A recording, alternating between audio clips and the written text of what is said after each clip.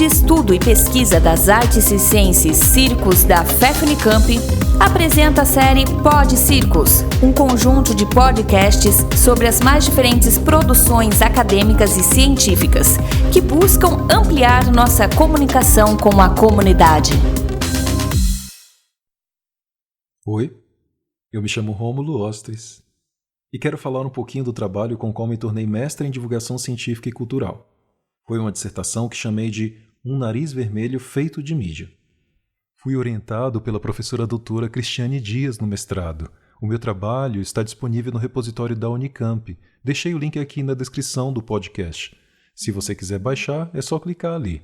Atualmente, eu sou doutorando em Linguística também na Unicamp e integro o grupo de pesquisa Circos. Sou jornalista e palhaço. Em um divertido trabalho de campo, realizei muitas entrevistas com artistas da palhaçaria e assisti a seus espetáculos. Depois disso, busquei compreender todo o material coletado, tendo a teoria da análise de discurso como fundamento. A partir daí, pude conceber o nariz de palhaço como se fosse uma mídia, ou seja, um objeto que funciona como um dispositivo intermediador, uma tecnologia de linguagem.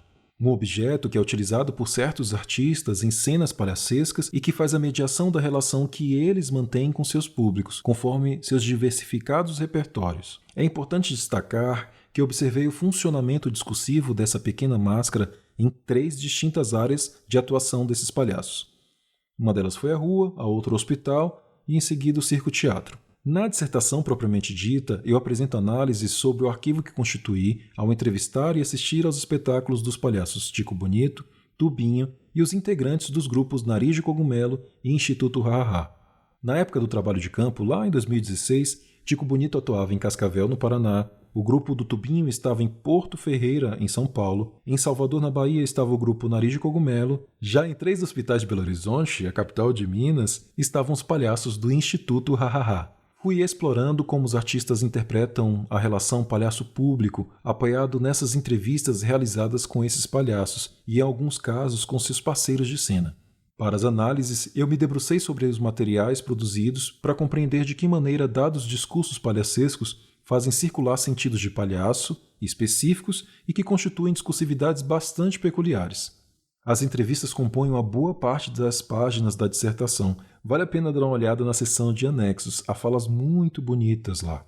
Fora fazer propaganda dos anexos aqui, eu quero destacar alguns resultados da pesquisa. Um deles que mencionei logo no início desta minha fala foi o de conceber o nariz de palhaço como um objeto que faz a mediação simbólica na relação entre os palhaços e seus espectadores em dado acontecimento. O nariz de palhaço, que é a máscara que derruba a 4ª parede teatral, é a mesma que se põe nesse lugar simbólico dela, nesse espaço entre. Dizendo de outra forma, o sujeito que se interpreta palhaço, ou seja, ele interpreta a si mesmo como palhaço, esse sujeito não se isola do outro ao utilizar seu nariz vermelho. A máscara, pelo contrário, faz uma mediação necessária, aciona imaginários e produz efeitos de sentido de palhaço nesses discursos artísticos. É daí que vem a ideia que intitula o trabalho de um nariz vermelho feito de mídia, o que quer dizer que ele é tornado uma mídia por esses palhaços, nessa relação. Fora isso, observei como a máscara palhacesca é potente na constituição de sentidos que podem promover, em certos contextos, deslocamentos de sentido de palhaço na própria palhaçaria. Não é verdade que palhaço é tudo igual, como dizem alguns por aí, porque, discursivamente, suas atuações mobilizam e fazem circular sentidos múltiplos, até mesmo inesperados e indesejados por quem participa dos jogos de palhaços. Lembra que eu entrevistei palhaços que atuam na rua, no circo-teatro e no hospital, né? Os materiais que eu reuni me possibilitaram acompanhar a política do riso e como o riso é significado de diferentes maneiras, a partir de cada prática dos palhaços participantes da pesquisa, nas suas distintas áreas de atuação.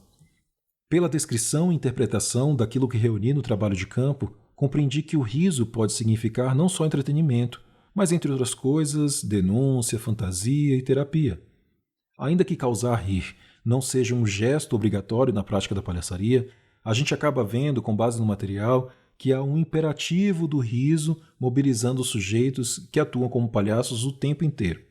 Seja em cena, quando se interpretam para, ou seja fora de cena, quando falam sobre a palhaçaria e a relação que tem com seus espectadores. No fim das contas, para mim, houve um aprendizado inspirador. O de entender que o encontro entre palhaços e espectadores já é o que permite ao sujeito certos deslocamentos na palhaçaria, que abre o trabalho do simbólico na linguagem para outras possibilidades, para muitas nuances, que vão do cômico ao crítico, e no que há entre e além desse intervalo. Aprendi que é na relação entre palhaços e seus espectadores que há invenção. Não é no absoluto de um único sentido de palhaço, tampouco para o uso do nariz vermelho. É na descontinuidade, na incompletude.